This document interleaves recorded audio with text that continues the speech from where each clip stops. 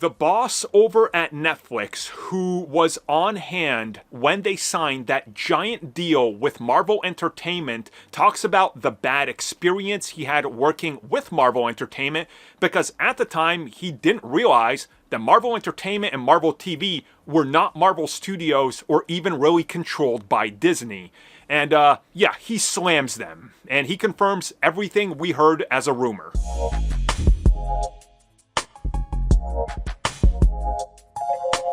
Okay, I hope you're sitting down and have probably like 10 minutes or something, because this is going to be a longer video.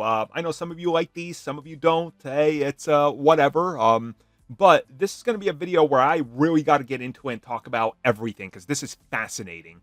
So, Marvel's CEO was in a big sit-down interview with Variety. And I mean, this is a giant one. Like, we are talking like a dozen pages, if not more. And there's a lot of Q&A in this. And they talk about the entire history of Netflix, and a large chunk of it is talking about Marvel.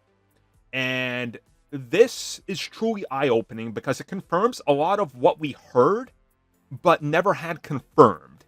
So, again, this is from Netflix CEO Ted Sarandos, who tells Variety all sorts of new details. So here's the first quote I want to go over. Now, before I get to this, I just got to remind people, Marvel Studios and Marvel Entertainment were two separate entities, and two separate entities under Disney that operated autonomously on their own, and very little communication happened.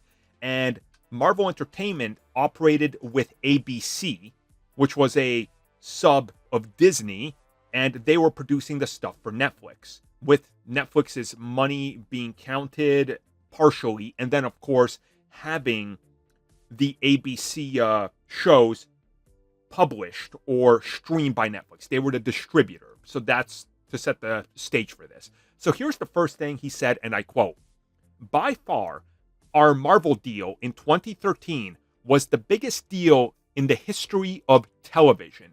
No one will ever touch it.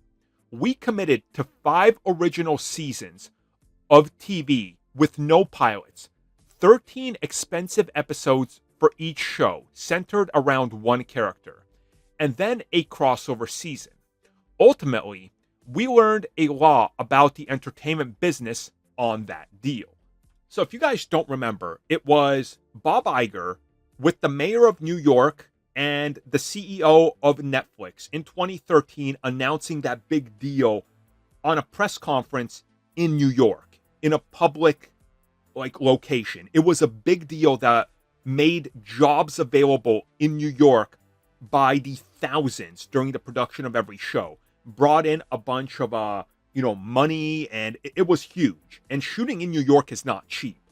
So what he said there is, who else would be insane enough to commit to 5 seasons of something we have no idea of how it's going to turn out? And it's true. It's an absolutely insane task.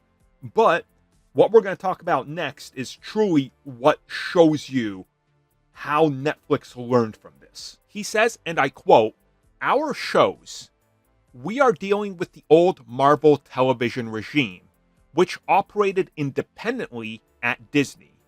And they were thrifty. And every time we wanted to make the shows bigger or better, we had to bang on them. Our incentives were not well aligned. We wanted to make great television. They wanted to make money. I thought we could make money with great television." End quote. Now, this is the key. All those people that kept saying, we want Ike Perlmutter, he's better than Kevin Feige because he's not about woke and he makes great content. That's the guy who literally nickel and dimed every one of these productions.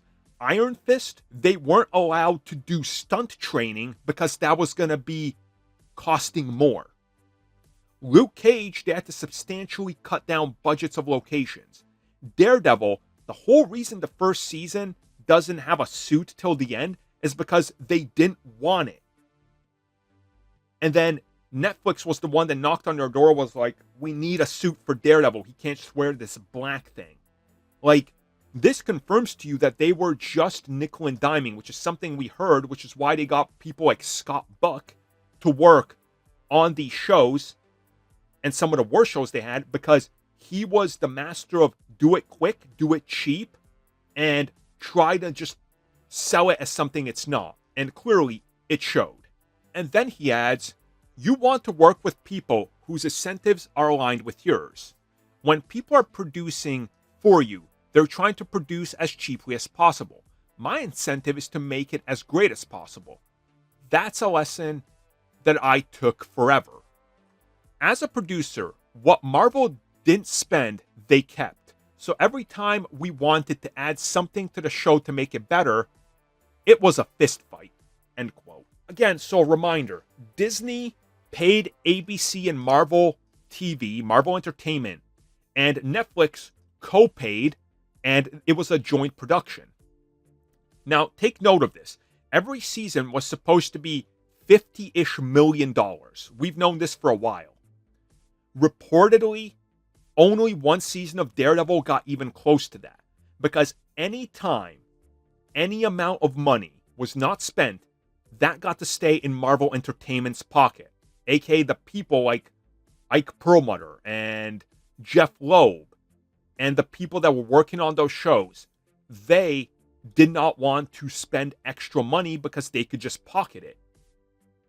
Now, this is a tactic that Ike Perlmutter used through and through. It was always cut costs, make it cheap. Jeph Loeb does it. So now when you look at Iron Fist Season 1 and even Season 2, you realize that, hey, why didn't you guys go and shoot somewhere where, it looks like they're in Asia, right? In random Asian locations that they go to multiple times. Instead, there's one scene where they're literally shooting at the bay in Jersey and the camera pans over and you can see the skyline in New York, but they were supposed to be in China. Like, what? We know that they wanted locations as they were scouting locations in these countries. But Marvel Entertainment would come back and go, no, why spend $5 million going to shoot him fighting a dragon in Tibet or wherever we're going to shoot it when we can just use MS Paint and draw some red eyes?